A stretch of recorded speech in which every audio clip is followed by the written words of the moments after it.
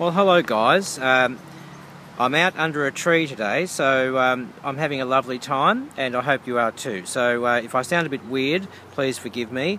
I'm outdoors. We're going to have a look at addition of ordinates, but graphically this time. Now, we have been looking at sums of functions in a previous video.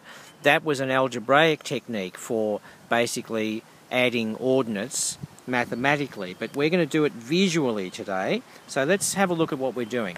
Yes, we've been dealing with sums of functions, f plus g of x equals f of x plus g of x, but basically, yes, and we also know that this only applies when you've got the domain of both of these functions being valid at the same time.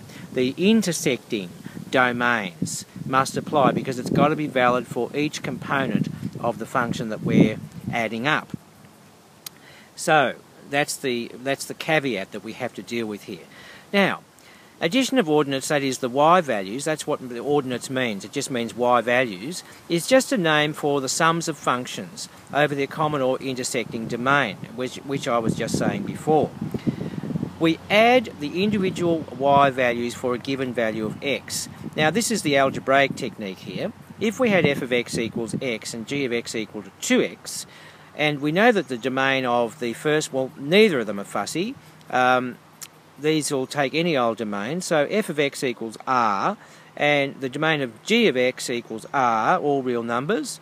So we know that algebraically, f plus g of x is f of x plus g of x, which is x plus 2x, which is 3x, where x is the intersecting domain is just r anyway, okay, because neither of them are fussy functions.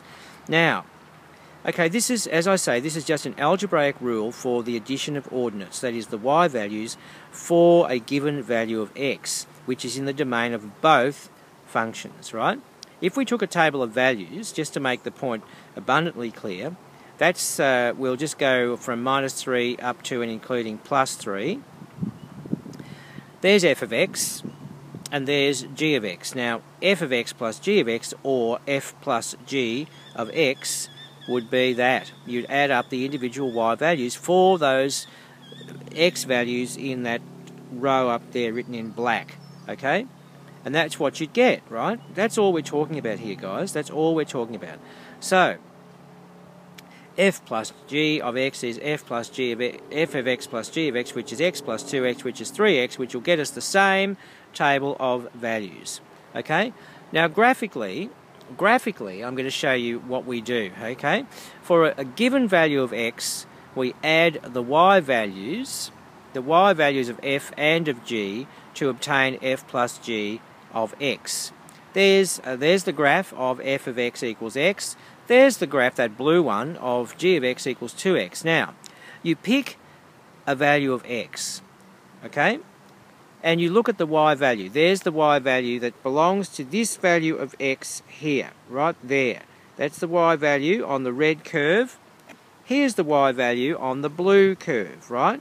You add those individual y values, or if you like, you add those two individual heights up to get the sum of f of x plus g of x for that particular x value, and you'll get that one there, that yellowy looking line. So that point there, on the end of that line, is the point that belongs to x for f of x, red function, plus g of x, blue function, right? And similarly, I could do it over the other side of the y-axis. I could say there's a value of x, and I've got my f of x height going downwards in that case, my g of x height going downwards as well, and add up those two heights and you'll get a combined height there. Okay, so we're going to add, now, they are 2 points. There's this point here, there, and we've got this point here on my f plus g of x curve, and we've got a third point here as well because they both go through the origin, so nothing plus nothing equals nothing. So that's what f plus g of x is going to go also through the origin. Now we can draw a straight line through those points. Actually, you only need 2 points for a straight line, but I've actually got 3 for you. And there it goes, right? There it is. F plus g of x is f of x plus g of x, which is equal to 3x, right? NB, nota bene in Latin. the sums, I'll say it again, the sums f plus g of x and the product actually, f times g of x, we're not dealing with products in this video but I'll throw that in for good measure, are only valid for values of x which apply to both the intersection of the domains. Now that's immaterial in this example, but it's not immaterial in some other examples as we'll see in a moment. Okay? Yes, the domain of f plus g is a domain of f intersected with the domain of g. That means and. That thing, that upturned U, means and or intersection. The domain of f times g equals the domain of f and the domain of g intersected.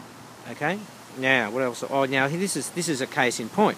See, look, if we had f of x equal to the square root of x minus 4 and g of x equals the square root of 10 minus x, now these are fussy functions, so these have a very particular domain. That what's under the square root sign cannot be negative. So x minus 4 is greater than or equal to 0, therefore x is greater than or equal to 4. For this case, this one here is 10 minus x has to be greater than or equal to 0. Now if you solve that for x, and you be very careful when you multiply both sides by -1 to get plus x, knowing that you have to reverse the sign of the crocodile mouth here, you'll get x is less than or equal to 10. Now that's a bit puzzling, guys, until you draw a number line. There's the domain of f of x greater than or equal to 4. There's the domain of g of x, which is less than or equal to 10. And the intersecting domain, which is basically where both of these lines are happening. Okay, if you draw a vertical line anywhere where you cut both of those number lines, you're in business. You've got the domain you want. So basically, you can see that you want from 4 up to 10 inclusive. There it is, okay? So the domain of f plus g or f times g is going to be from 4 to 10 inclusive. I hope I've got that point clear for you. Now, look, we're going to draw this weird looking beast. We're going to draw the graph, or sketch it, visually try and estimate it, of square root of x minus 4 plus the square root of 10 minus x over appropriate domain. Well, we know what the appropriate domain is. It's from 4 to 10 inclusive because we just figured that out. Now, yes. Now, here's look at this. Here are the graphs of the individual functions. Now, what I do is I look for clue points. Now, there will be 3 clue points here, as I'll show you. There's f of x, there's g of x. Now, this one is clue point number 1 because in this case the blue curve f of x equals 0. Therefore, if you add a 0 up to the value of this particular, the g of x value at x equals 4, is that x equals 4? Yeah, that's right. Those combined y values will just come to this point here on the red curve because the blue one has a value of 0 at that point. Do you get that? Yeah, that's a good clue point. So f of x equals 0. Therefore, f plus g of x will just be g of x, which is the red one. Similarly, over the other side, at this point here, right, that's another clue point because this time, g of x equals 0 and f of x just has this value up here. So the combined value, the combined y values for this value of x, which happens to be 10, would be just whatever values on the blue curve. So here we go. Yes, that's right. X is 10, g of x is not, isn't it? Yes. And yes, so therefore f plus g of x equals f of x, right? Do you get that? Do you get that? Yeah, that's a clue. Now this other one is, the other clue point here is this one here, where they both have the same value. For whatever this value of x is in here, the y values are the same. So therefore if you add up both of those y values, you'll get exactly double whatever that y value is, right? So it looks to me like it's 4, 5, 6, 7. Does that work out? So 7, if we were doing square root of x minus 4, would be square root of 7 minus 4, which would be root 3. Yes, and then 10 minus 7 is also root 3. So these must be root 3 when x is 7. Both of these must be root 3. There's y values. So therefore you just double that value up here. And let's do that. Yes, that's f plus g of 10. Sorry, I forgot to show you that earlier. Now, there, that's the other point. So when x is 7, f of x equals g of x, and the combined y values will get to exactly double whatever this y value is. Are you getting that? Now you guess, I think you guess the rest of it. There's a star coming up. What is our star going to reveal?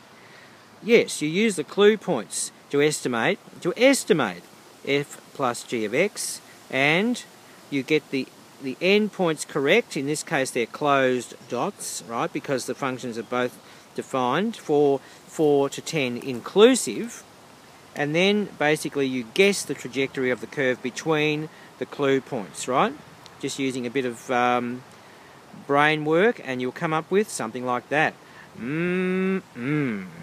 Now I'm going to show you the real version, okay? I cleverly overlaid it in a minute. Just one more click and you'll see. There it is, look. It's very, very similar. See that black line there? See? It's running right along there, and it basically coincides with my green guesstimate line. That's pretty good, isn't it? That's how you guesstimate addition of ordinates. Now, what else have we got here? Oh, goodness, this is going to be an absolute killer-diller, this one. Sine plus cos. Right, okay, you ready? Are you ready for this? It's going to be, whoa! Okay, so the blue one is sine and the red one is cos from 0 to 2 pi.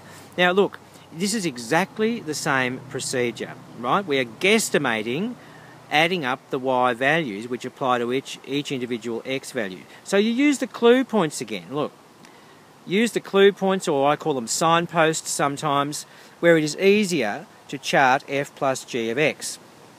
For example, oh yes, and then we guess the trajectory of f plus g of x between these points. That's what you always do. Now, they are my clue points. By goodness, there's a lot of them, isn't it? Isn't there? Now, all will be revealed as I show you. Look. Now, so what I'm saying is this point here, this blue line, y is 0. So that's going to be the combined value there. At this point here, they're exactly intersecting, so that the combined y value will be exactly double the y value that you can see here, that they're both intersecting through. Yes, you get that? Now, the third point here. This one is a point where the red function equals 0, therefore the combined value, y values, will just be whatever that blue function is at its peak there, right? Which happens to be 1, of course, if you know your sines and your coses. Now, at this point here, it's going to be 0, the combined value. Look, that's another clue point, which we didn't have an example of in the previous question that we did. Look, this one is up above the y-axis, this one is equally down below the y-axis, so that if you add up a positive y value and a negative y value, you're going to get exactly 0. So that's that point there. You see, for our combined function. This one here, well, the blue one is 0, the red one is at its peak here at -1, so the combined value of f plus g of x for this particular value of x, which happens to be pi, will be -1 in that case. But you don't even have to know it's -1. You just have to basically just use the graph, right? And use your artistic skills.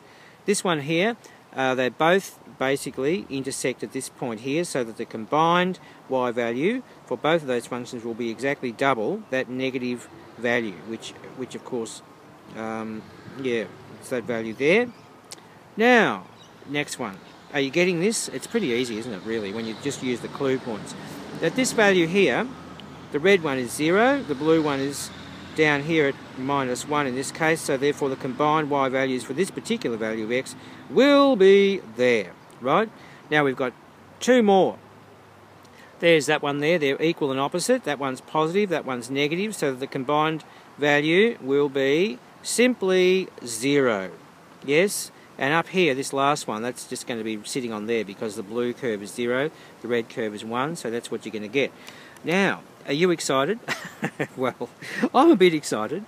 So now we're going to draw what we think. Oh yes, I've just made it abundantly clear. Look, that's where the sine x equals 0, right? And the next thing I'm going to reveal to you is where cos x equals 0, right? And this one here was where sine x equals cos x. That's this one, and where else was it? This one, and this one. These ones here are where sine x equals minus cos x, so the net result comes out to be 0. Okay, now, you just follow the trajectory of those clue points, starting from here, to here, to here, to here, to here, to there, there, there, there, and Bob's your uncle. Wow, isn't that magnificent? Now, I've got the overlay of the actual correct calculated derived version. Oh, there it is. It's so close. Oh, well, I did use my best artistic skills, so I hope you approve. Now, that's how you do guesstimating, graphically, visually estimating addition of ordinates, right? It's pretty easy when you use those clue points. And that's the end of our little show. So thank you again for listening. I hope you enjoyed that. Go and do some practice, and you'll get really good at it. And we'll see you next time.